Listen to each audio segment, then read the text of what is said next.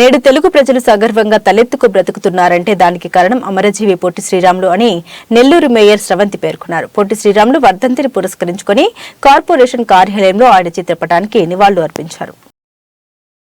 Nellore municipal corporation కార్యాలయంలో పొట్టి శ్రీరాములు వర్ధంతి కార్యక్రమం జరిగింది. డిప్యూటీ కమిషనర్ ఆధ్వర్యంలో నిర్వహించిన ఈ కార్యక్రమంలో అధికారులు, సిబ్బంది పాల్గొనగా ముఖ్య అతిథిగా మేయర్ స్రవంతి హాజరయ్యారు. ఈ సందర్భంగా అధికారులతో కలిసి మేయర్ శ్రీరాములు చిత్రపటానికి పూలమాలలు వేసి నివాళులు అర్పించారు. అనంతరం మేయర్ మాట్లాడుతూ తెలుగు ప్రజలు నేడు తలెత్తుకు బ్రతుకుతున్నారంటే దానికి కారణం అమరజీవి పొట్టి శ్రీరాములు అని గుర్తు చేశారు. భాషా ప్రయుక్త రాష్ట్రాల ఏర్పాటుకు పొట్టి శ్రీరాములు ప్రాణాలు సైతం అర్పించారని పేర్కొన్నారు.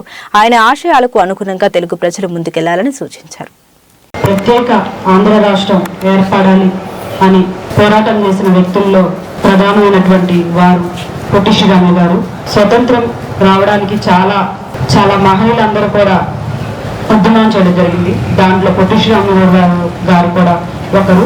క్విట్ ఇండియా కానీ, ఉక్కు సత్యాగ్రత వాటిల్లో అన్నింటిలో కూడా పాల్గొని అనేక సార్లు జైలు జీవితాన్ని అనుభవించి తెలుగు వారందరూ కూడా ఒకే రాష్ట్రంలో ఉండాలి అనే ఒక ఆలోచనతోటి, ఉద్దేశంతో దాదాపు 58 రోజులు ఎటువంటి ఆహారాన్ని తీసుకోరాకుండా ఆమర నిరాహార దీక్ష చేసి వీరమరణం పొందిన తర్వాతే మనం ఇలాంతా స్వేచ్ఛగా జీవించడానికి కారణమని కూడా అందరికి కూడా తెలియజేసినాను.